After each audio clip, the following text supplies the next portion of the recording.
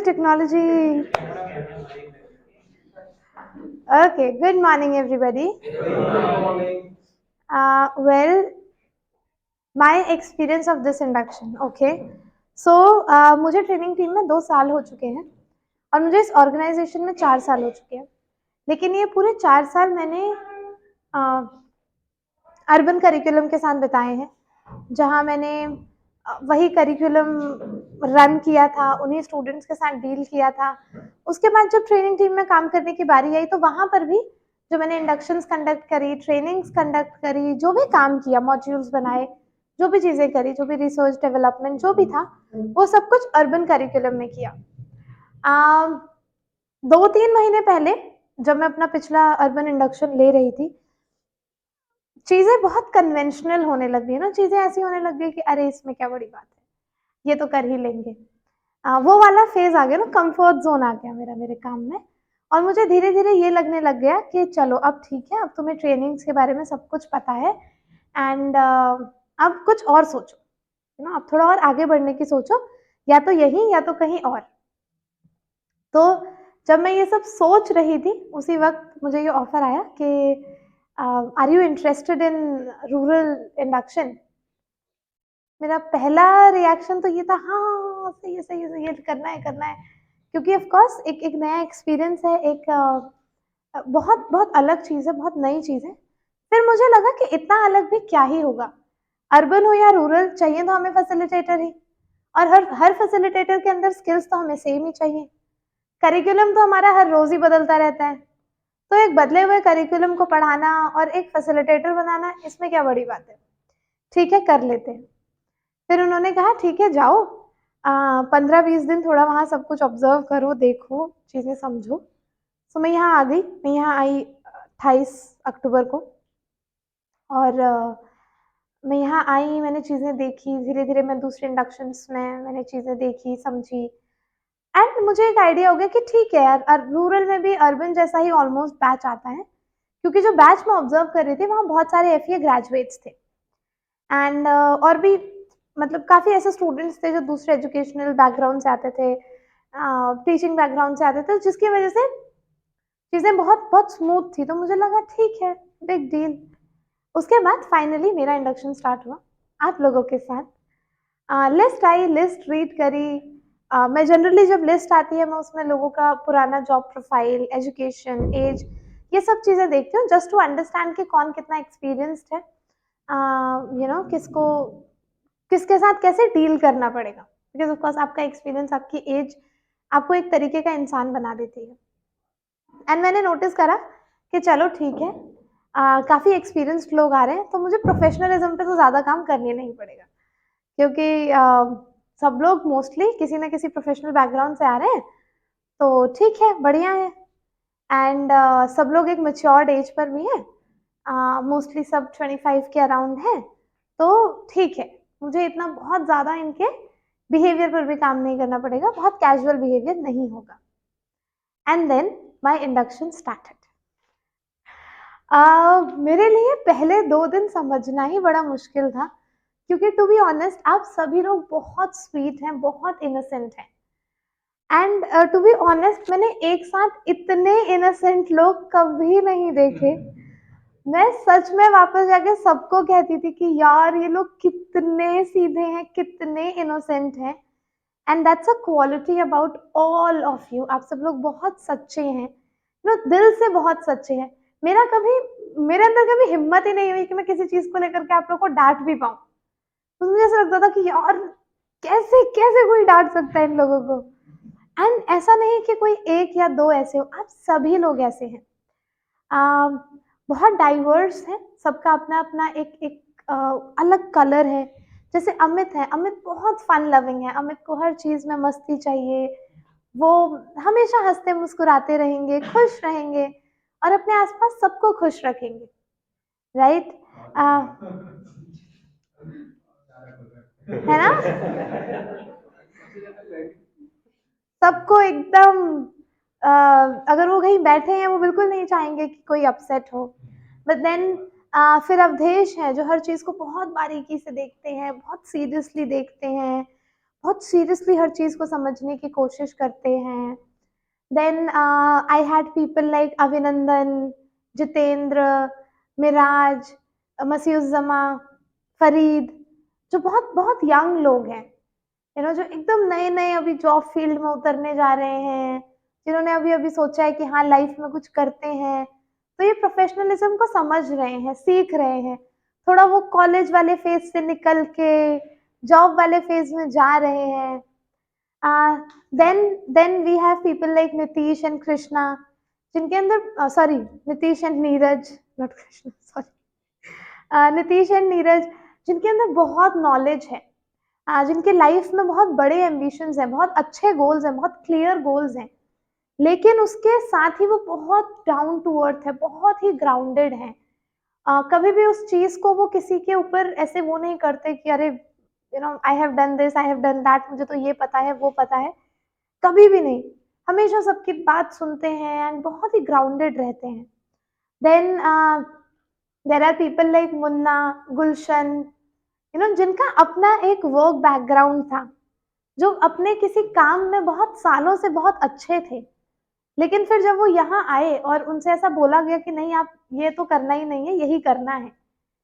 और उन्होंने कभी पलट के ये नहीं कहा कि नहीं, आज तक तो हमसे कभी ऐसा नहीं कहा गया, हम पहली बार थोड़ी ना कहीं नौकरी कर रहे हैं। बहुत आराम से जिन्होंने वो बात सुनी, उस बात को समझा, और I think I have never seen these polite people. आप लोग बहुत पोलाइट हैं। जो होता है ना एक अंदर से, जो मैं हमेशा कहती हूँ कि फैसिलिटेशन आपके अंदर होती है, वो आप बनावटी नहीं कर सकते। तो जो जितनी पोलाइटनेस आप लोगों के अंदर से है, दैट्स वेरी ब्यूटीफुल।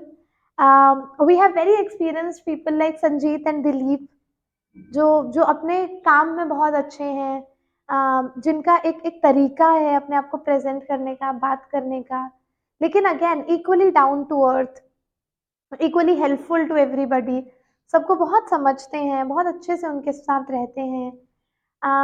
रविंदर हैं, जो जिनके अंदर सब कुछ सीखने की चाह है।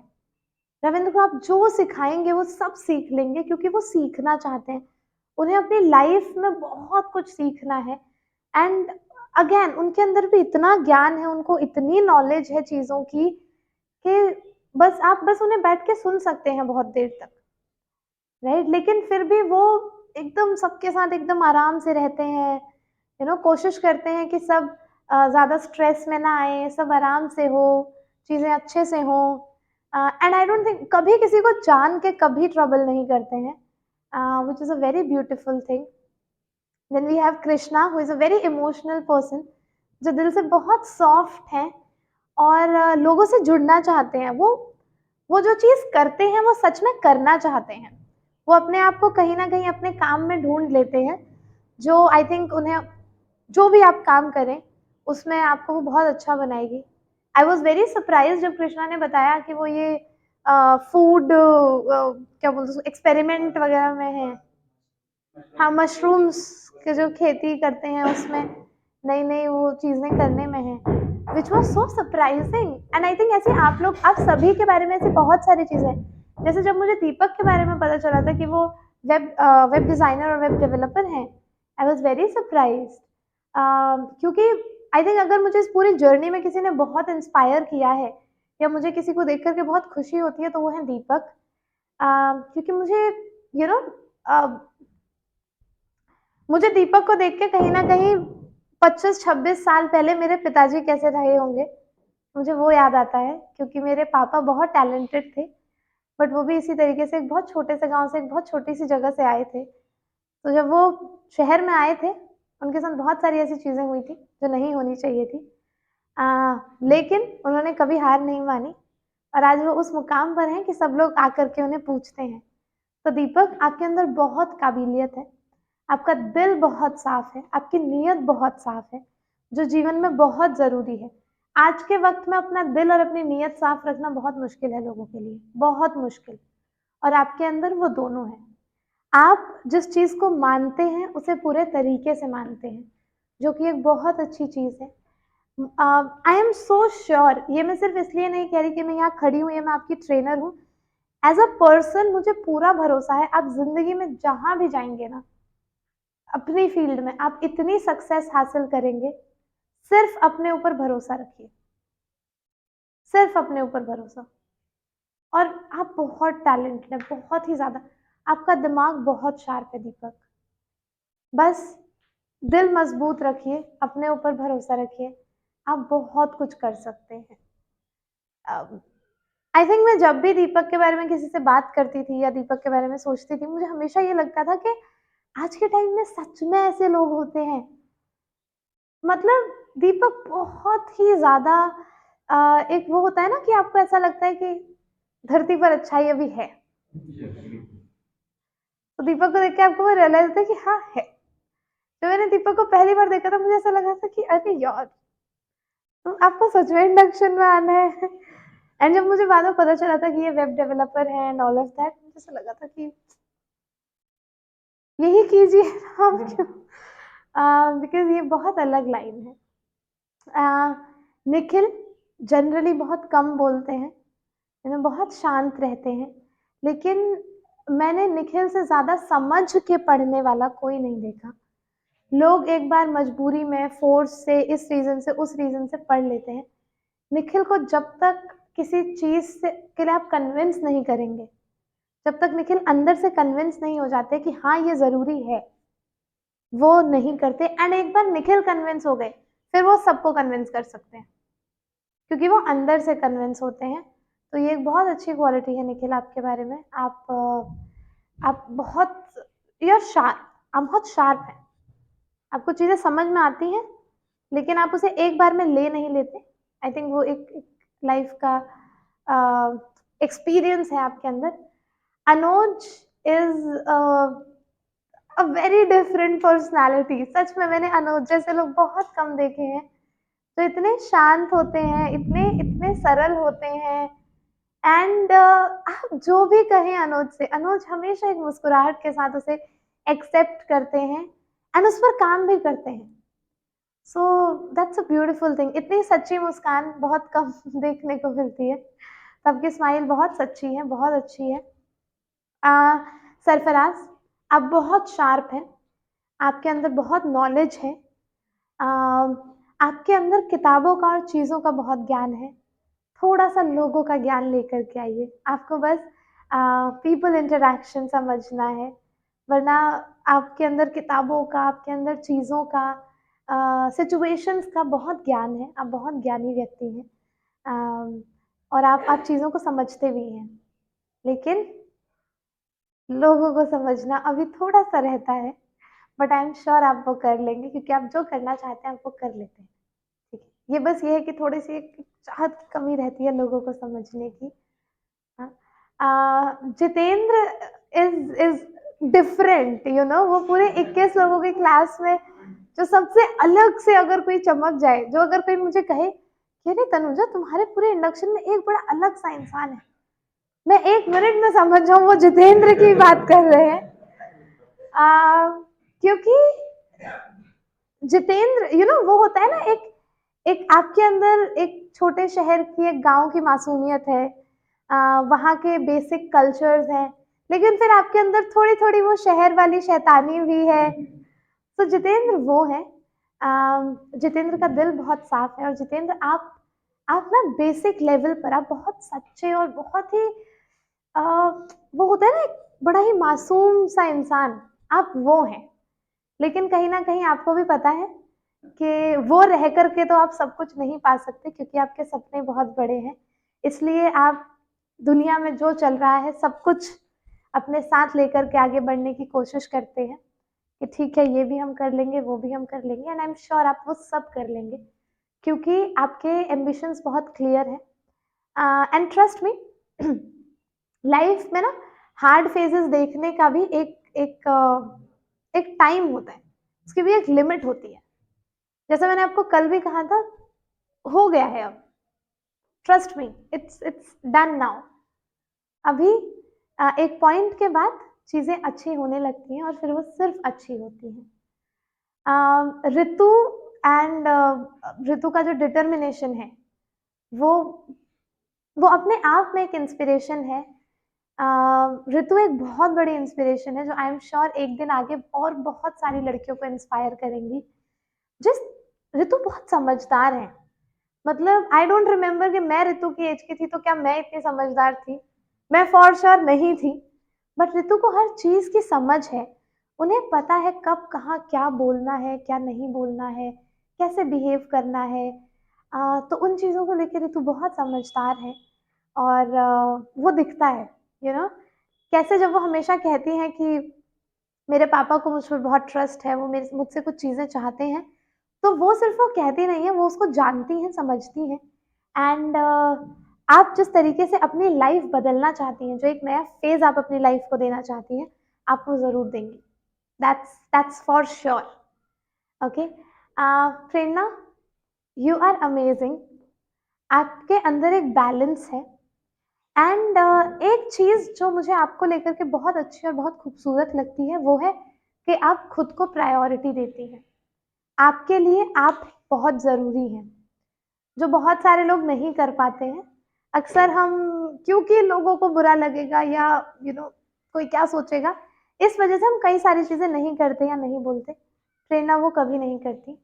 अ, वो खुद को प्रायोरिटी देती है कि मुझे क्या अच्छा लग रहा है, मुझे क्या बुरा लग रहा है, मुझे क्या करना है, मुझे क्या नहीं करना है, जो लाइफ में बहुत ज़रूरी है। मैं सीखने की कोशिश कर रही हूँ, नहीं आ रहा है मेरे अंदर, but it's a very very important and a very beautiful thing about Prerna कि वो खुद को प्रायोरिटी देती है। उन्हें पता है कि मैं मेरे लिए बहुत ज़रूरी हूँ। तो that's how you all have taught me something. आप सब ने मुझे ज़िंदगी जीने का एक नया तरीका सिखाया है। एंड इस इंडक्शन की मदद से मुझे ये समझ में आया है कि रूरल इंडिया बहुत आगे बढ़ चुका है। फॉर श्योर अर्बन इंडिया से तो आगे बढ़ चुका है, क्योंकि आप लोगों में जो बात है ना, जो एक वो एक फैमिली वैल्यू है, एक सॉफ्टनेस है, एक अटैचमेंट है लोगों के साथ, उसके साथ साथ एक स्मार्टनेस है, एक ज़ील है चीज़ें सीखने की, और आप लोग डिजिटल हैं। तो ये दोनों चीज़ें जब मिक्स होती है ना, वो देखना और उसको एक्सपीरियंस करना। So yes, as I said, and अगर मैं कभी उस एरिया में आई जहाँ आप लोग रहते हैं, मैं ज़रूर आपको कांटेक्ट करूँगी। Specially if I go to Mathura, I am going to contact both of you. अक्सर लोग मेरा फ़ोन नहीं उठाते पता है जब मैं मथुरा जाती हूँ। अब मैं चेक करूँगी कि ये दोनों मेरा फ़ोन उठाते हैं। ठीक है, मैं आपको कॉल करूँगी, फिर मैं आपसे पूछूँगी कि यहाँ कौन-सी दुकान अच्छी है, मैं कहाँ से शॉपिंग कर सकती हूँ। So sweet of you. But नहीं, ऑफ कोर्स इस इंडक्शन के बाद मैं जाऊँगी मथुरा, क्योंकि बहुत वक़्त हो गया मैं वृंदावन, मथुरा कहीं नहीं गई हूँ। और थोड़ी धार्मिक टाइप इंसान हूँ, सो हर इंडक्शन के बाद मैं वृंदावन चली जाती हूँ। एंड वहाँ कम से कम 1 दिन रहती हूँ बांके बिहारी मंदिर में, पूरा दिन वहीं पर इस्कॉन में, बांके बिहारी मंदिर में, और फिर घर रात में वापस आती हूँ। जिसके बाद मेरे मेरे मम्मी-पापा कभी-कभी डर जाते हैं कि कहीं हमारी बेटी वृंदावन में ही ना बस जाए। तो वो मुझे टाइम-टाइम पे याद दिलाते थे, "बेटा शादी करनी है? बेटा शादी करनी है?" मैं कहा, "अरे नहीं ले रही सन्यास यार।" मेरे पेरेंट्स को लिटरली कुछ सालों पहले ऐसा लगने लगा था कि मैं वृंदावन में ही बस जाऊँगी। क्योंकि मैं हर हफ्ते चली जाया करती थी, मुझे बहुत अच्छा लगता है वृंदावन जाना, बांके बिहारी मंदिर में बैठना। तो मेरे पेरेंट्स को, मतलब ऑफ कोर्स स्टार्टिंग में तो अच्छा लगा कि देखो सारी दुनिया के बच्चे ऐसे क्लब जा रहे हैं, पार्टी जा रहे हैं, हमारी बच्ची वृंदावन जा रही है। थोड़े टाइम के बाद उन्हें ऐसे हो गया कि बेटा शादी-वादी करनी है? तो फिर लाइक करनी है मम्मी, कर लेंगे, कोई दिक्कत नहीं। बट हाँ, and for other people also, if I ever visit to the place, like मेरा आई थिंक अगले साल कुछ मार्च अप्रैल में मधुबनी जाने का प्लान है। मेरी एक फ्रेंड है, वो मधुबनी में रहती है। कहाँ रहती है मैं फिर भूल गई। I think there are lot of people from Madhubani ना, 3-4 लोग हैं। तो मेरी जो फ्रेंड है वो मधुबनी में रहती है। वो that's a very good question. मैं अभी चेक करके बताऊंगी वो कहाँ, नहीं मैं अभी चेक करके बताती हूँ वो कहाँ रहती है, क्योंकि मुझे सब पूछते हैं कि वो रहती कहाँ है, एंड मुझे ना नहीं पता कि वो कहाँ रहती है, क्योंकि वो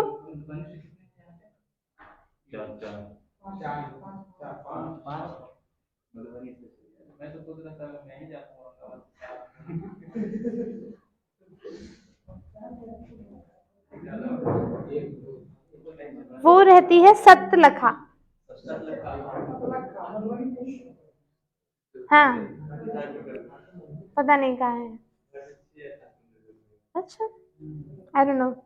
तो वो वहाँ मैरिड है एक्चुअली, उसके हस्बैंड का स्कूल है सतलखा में, तो अ, वो वहाँ रहती है।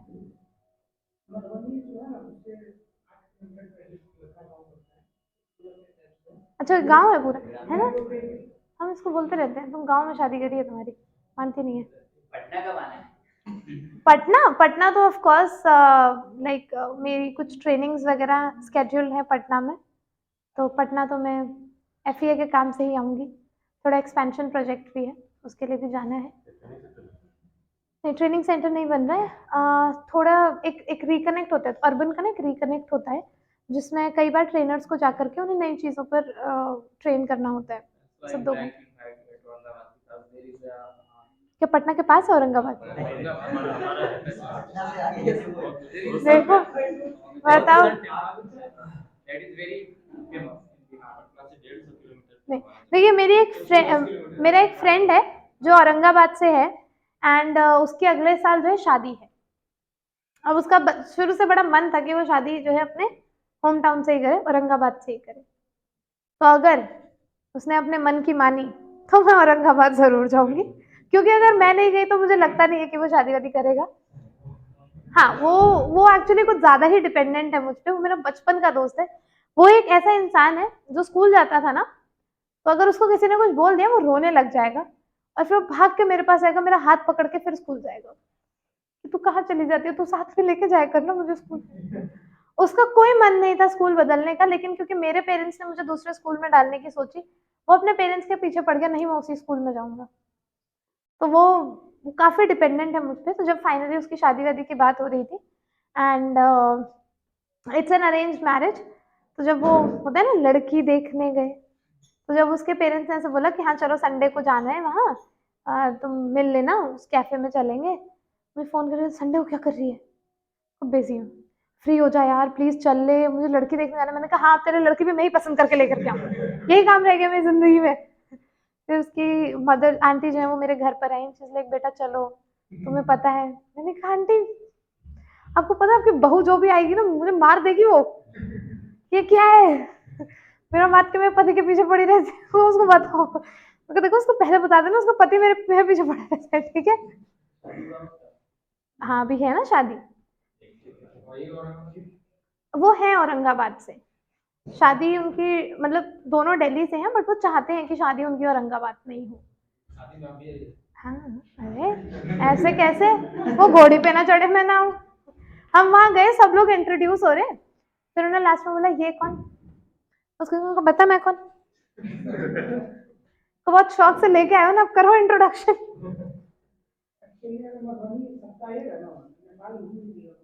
अरे हाँ, मधुबनी के तो पास में है ना Nepal. So as I was telling ना, मेरी फ्रेंड मधुबनी में इसकी शादी हुई थी। तो शादी के बाद शी सेड कि हम लोग ना, तो ये तो दिल्ली में रहती थी, इस बेचारी को क्या पता कि नेपाल मधुबनी के पास में ही है। सो शादी वादी तय हो गई। देन इसके हस्बैंड ने बोला कि शादी के बाद हम लोग नेपाल चलेंगे, and she was very happy. Like यार मैं नेपाल जाऊंगी, और हम भी बड़े खुश कि यार नेपाल सुंदर तो बहुत है। मैंने कहा सही है यार, मैंने कहा बड़ा थॉटफुल है तेरा होने वाला हस्बैंड, है ना? मतलब सही है, इतना थॉटफुल, इतना सोच रहा है कि देखो नेपाल ले जाए, ये करे, ऐसे हो वैसे हो। तो जब ये शादी होके वहां गई, सो प्रॉपर मिथिला कल्चर में शादी हुई थी, which is like a 10 days wedding. हमारे लिए तो शादी एक दिन की होती है, अब उनके यहाँ 10 दिन की होती है, हमें क्या पता। हम बढ़िया 3 दिन के फंक्शन के लिए हमने कपड़े रेडी करे, सब एकदम। तो हम 4 फ्रेंड्स हैं, हम बाकी तीनों ने ऐसे कोऑर्डिनेटेड कपड़े, हल्दी पे ये पहनेंगे, मेहंदी पे ये पहनेंगे, शादी पे ये पहनेंगे, खत्म। शादी हो गई, हमने कहा अच्छा चल अब, तो हम वेट कर रहे हैं कि अब विदाई होगी। शादी वादी सब हो गई, सो द विदाई हैपेंस आफ्टर 4 to 5 days। शादी वादी सब हो गई सुबह, हम कह रहे हैं यार इसकी विदाई हो तो हम घर जाएं, वहां देख रहे हैं कुछ अलग ही चल रहा है, देखिए वापस जा रहे हैं, बाहर आ रहे हैं, अंदर जा रहे हैं, बाहर आ रहे हैं, कहा ये क्या है। फिर हमने फाइनली जाके उसको पूछा, हमने कहा, तेरी विदाई कब होगी, कहती 4 दिन बाद। अस बीइंग अस, हमें फिर भी कुछ समझ नहीं आया, हमें लगा कि अच्छा दिल्ली से मधुबनी जाना है तो ऑब्वियसली हो सकता है कि यहाँ थोड़ा सा रेस्ट करें, सब लोग थोड़ा चिल करें, फिर जाएंगे। हमने कहा अच्छा चल ठीक है, फिर अभी तो तुम लोग यही हो ना, थोड़ा घूमोगे फिरोगे अच्छे से। अरे नहीं, 4 दिन तक हम बाहर ही नहीं निकल सकते है, मतलब हाँ, so they have to sleep on the ground, on the floor, और पता नहीं क्या क्या, मतलब बहुत बहुत सारा कुछ होता है। देख, तो उसने सब बताया। हमने कहा बहन तेरी शादी हुई है, तुझे सजा मिली है, क्या है ये क्या है। कहते यार अभी यही है, तो मेरी विदाई 4 दिन बाद होगी, तुम 4 दिन बाद आना। हाँ, लाइक हमारे लिए हो गई तेरी विदाई, बाय, मिलने तू अभी तू जा। तो 4 दिन बाद जब एक्चुअली उसकी विदाई हुई थी, वो फोन करके बताया, मैंने कहा हम ऑफिस में हैं, सॉरी। तब हम सब ब्रांच पे काम किया करते थे, हम चारों फैसिलिटेटर थे।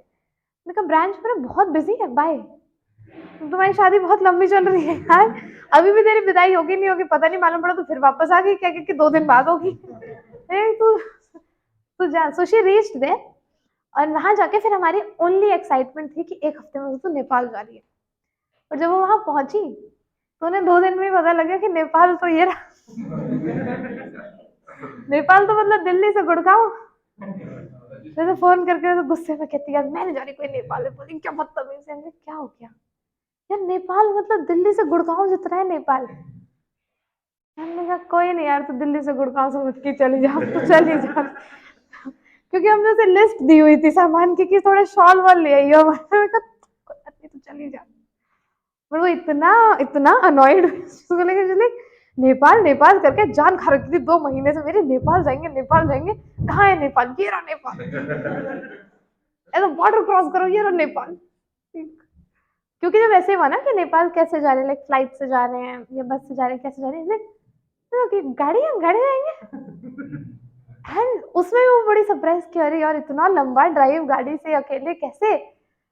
फिर उसने गूगल पे चेक किया नेपाल कितना दूर है, तो वैसे कहती थी। फिर उसने हमें फोन किया। But it's good to have such friends in life. I think मेरे फ्रेंड्स ऐसे पैन इंडिया फैल चुके हैं शादी कर करके। कुछ लखनऊ में है, कुछ बिहार में है, कुछ पुणे में है, कुछ केरला में है, तो वो पैन इंडिया फैल चुके हैं। तो मैं उन्हें अभी और सबको मोटिवेट कर रही हूँ, तुम सब शादी करो, जो 2-4 स्टेट्स रह गए हैं सब जगह फैल जाओ तुम,